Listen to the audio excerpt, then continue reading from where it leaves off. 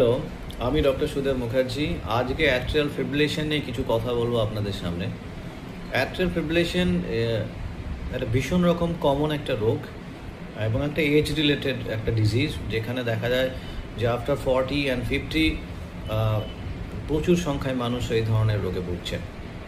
Atrial fibrillation হলো একটা রোগ যেখানে হার্টের গতি একটা ইরেগুলার, অনিয়মিতভাবে চলে, কখনো জোরে চলছে, কখনো আস্তে চলছে।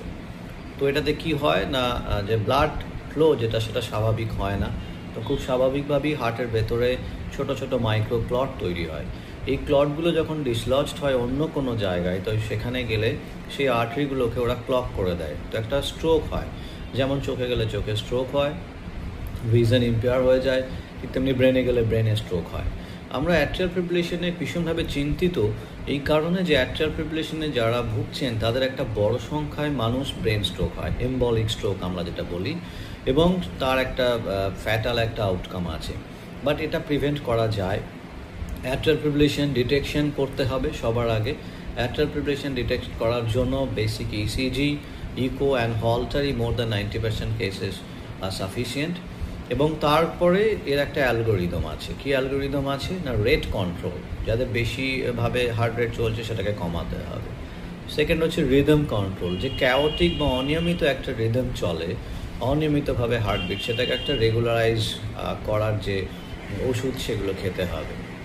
এবং মোস্ট ইম্পর্টেন্টলি অ্যান্টিকোয়াগুলেশন, যেটা রক্তটাকে পাতলা রাখবে, যাতে ক্লট তৈরি হতে দেবে না এবং ব্রেন স্ট্রোককে প্রিভেন্ট করবে। এইটা হচ্ছে মোস্ট ইম্পর্ট্যান্ট। অনেক ক্ষেত্রে আমরা দেখি যে অনেকেই এই ধরনের ব্লাড থিনার খাচ্ছেন, কিন্তু সেটা প্রপার ডোজে বা অপটিমাল ডোজে নয়। তো এই সাব অপটিমাল ডোজে খেলে কিন্তু ব্রেন স্ট্রোক অতটা ভালোভাবে প্রিভেন্ট হবে না। তো তার জন্য কিছু স্কোরিং সিস্টেম আছে আমাদের, আমরা বলি চ্যাটস ভ্যাস স্কোরিং সিস্টেম।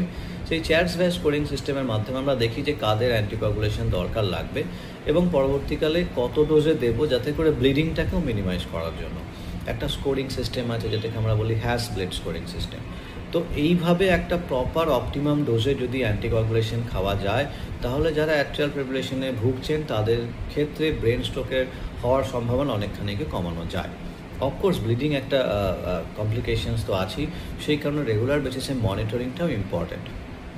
এখন অনেক ধরনের অ্যান্টিকোয়াগুলেশন বেরিয়ে গেছে, যেখানে নিয়মিতভাবে যে চেক আপ করতে হবে, ব্লাড কতটা পাতলা আছে, পিটি আয়এনআর আমরা বলি, সেটারও দরকার পড়ে না। বাট সব ক্ষেত্রে সেগুলো প্রযোজ্য নয়।